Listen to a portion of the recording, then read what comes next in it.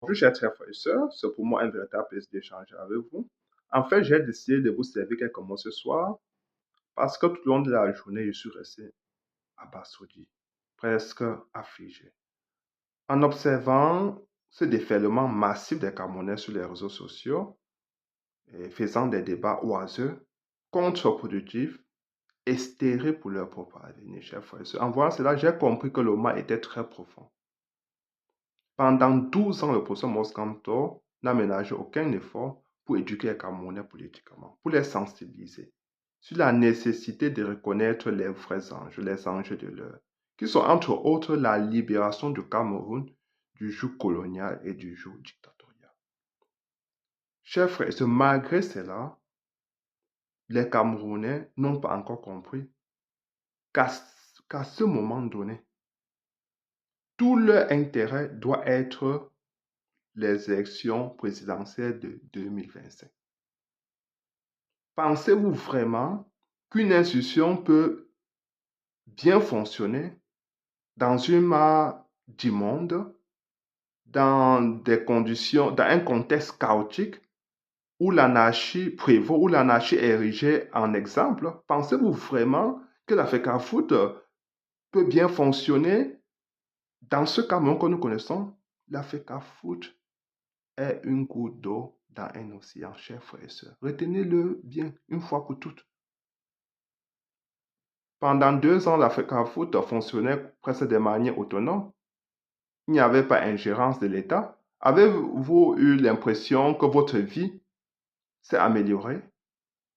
Que non. Ça veut dire que, chers frères et sœurs, le mal est profond.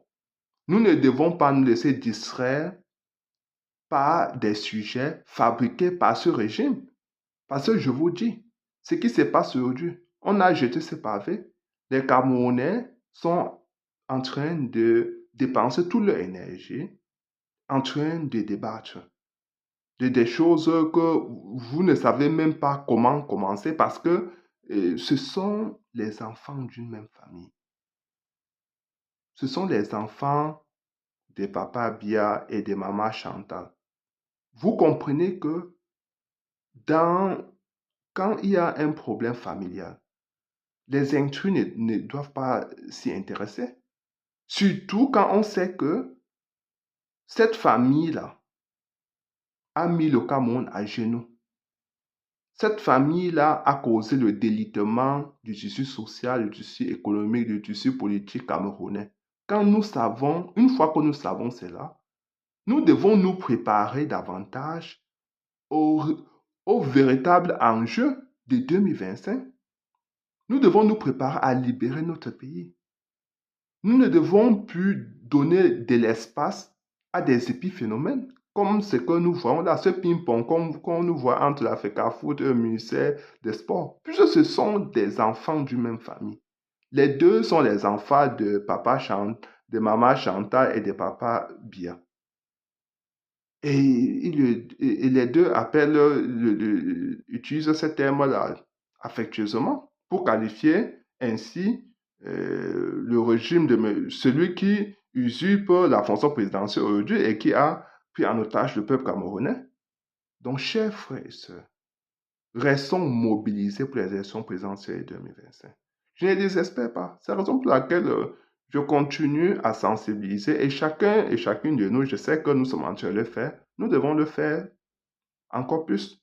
Parce que je ne comprends pas comment un locataire qui a constaté que le poivre blanc est fini à la maison et qui doit en même temps payer le loyer est beaucoup plus préoccupé pour le poivre blanc qui est fini.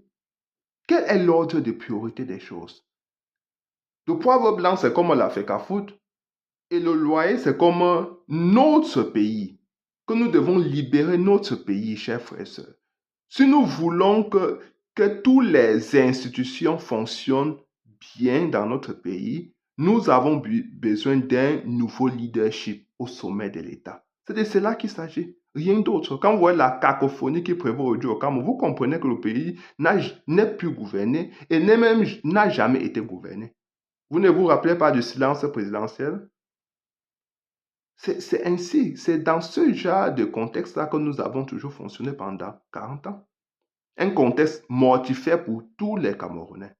Nous n'avons plus de temps à perdre. C'est révoltant quand je vois les Camerounais qui dépensent toute leur énergie, qui font preuve je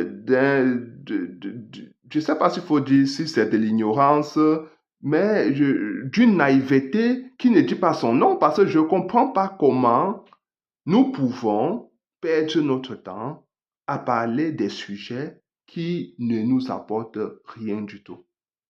Tout cela est fait à dessein. Parce qu'on jette ce pavé pour distraire les Camerounais. Pendant ce temps, ils sont en train de capter toutes les ressources du pays.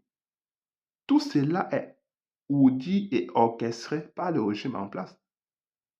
Ils cuisinent tout cela dans les chaumières, dans les officines. Et c'est ainsi que les Camerounais, qui sont habitués à cela, à ce qui leur a été servi pendant 40 ans, ils ne comprennent pas les véritables enjeux.